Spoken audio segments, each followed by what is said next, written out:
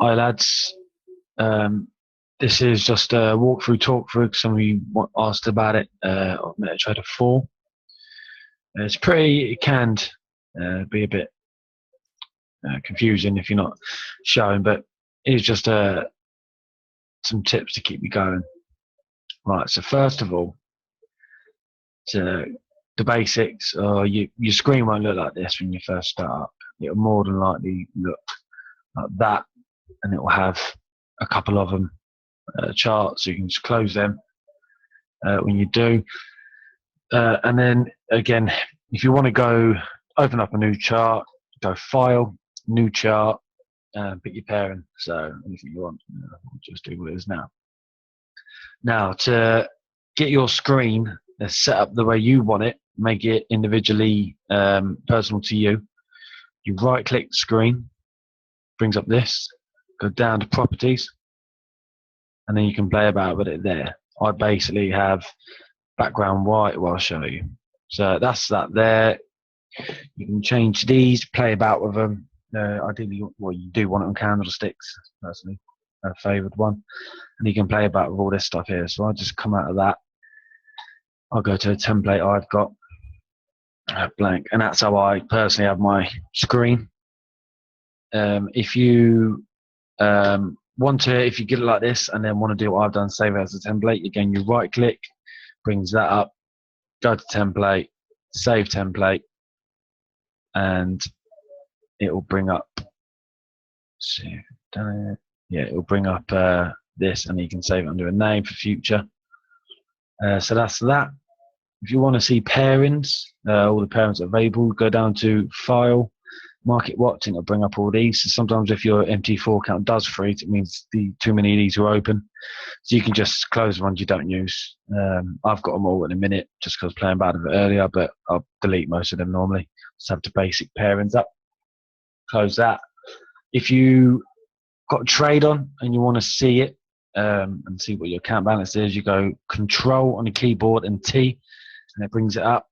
And there you can see your account history, news, alerts, mailbox, all that other sort of stuff. And then to get rid of that, you just do Control and T again. To put indicators on your chart, go to Insert, Indicators, and then pick whichever one you want, say MACD, and it gives you all the stuff. So what colors you want it, levels, visualization. So that's basically what time frames you can see it on.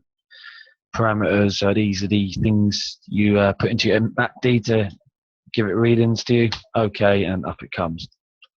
Zoom into that is your zoom in and out buttons.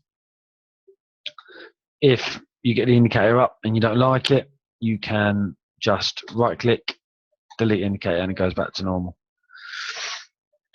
Working along top here, you've got charts. You don't really need to do that. Tools, I don't play about any windows at home. I don't really touch them. Inserts. If you want doing anything in particular, these all can be accessed here. However, if you look along the bottom here, you've got your normal cursor, crosshairs. So what this can be used for is looking at lines, or mainly what I use it for is for pips, measuring stop losses, take profits, things like that. And when you click and drag this like so, the first number, 17 there, is the amount of candles that are in that area. So that'd be, as this is an hour chart, be 17 hours worth of candles. The middle number is the points. We really want to concern ourselves with pips. So you ignore that last number. And so that'll be 21 pips. And the last number, the last digit, sorry, start again. The middle number is the area in points. You don't want to concern yourself about, you can concern yourself with pips. So you take away that last digit on that, and that'll be 21. So if I do it again, random, that would be 32 pips and 62 pips. So just disregard that last digit. And the last number, 0.72641, that is your price at that point. Again, that is in points, so ignore the last digit, and that'll be your pip value. So that'll be 0.7264 or 0.7323. It's a pretty good tool to use, again, for measuring distances, things like that. Here's your vertical line. So if you want to look at a particular area, or line or candle, again, double click it, right click, double click to select it, right click, and then delete to get rid of it. Same with horizontal lines. Double click it. When you get these little squares, it means it's sort of activated, so to speak. Selected, move it up and down as you want. I use this for measuring out support and resistance zones.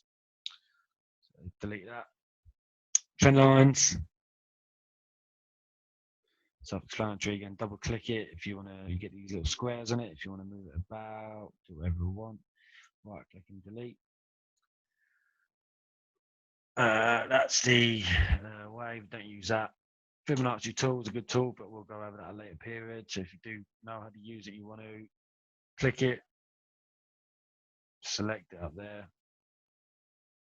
click it to hold it down, bring it up, release. And if you want to delete it, double click it, right click, delete. That's pretty much it for them tools. You've got, if you want to, sometimes I write on my chart, if I'm coming back to it later to remind me, so it could be anything, whatever. Click that and that'll come up.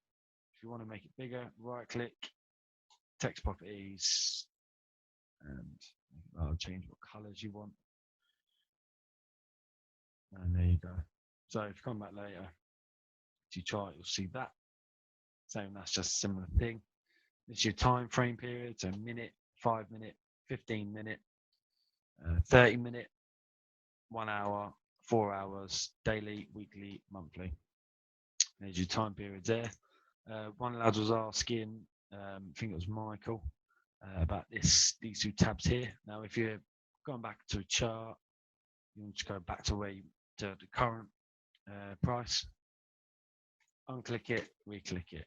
I tend to have the unclicked because, as you can see, when you drag it, it just brings it back. So I unclick that, bring that back to where you got to look at. When you open charts, they come up in the bottom here. If you want to get rid of one, right click it, close it. That's about it, lads, in a nutshell. It's pretty easy to use. If you want to right click, if you want to open a trade, go trade in, new order, and then your lot size, where your stop loss is going to be, your take profit. But we'll go into doing this in a couple of lessons time, putting on trades, because we need to learn what we're looking at first before we start putting on trades. So yeah, lads, that's about it. Hope that was helpful. Cheers.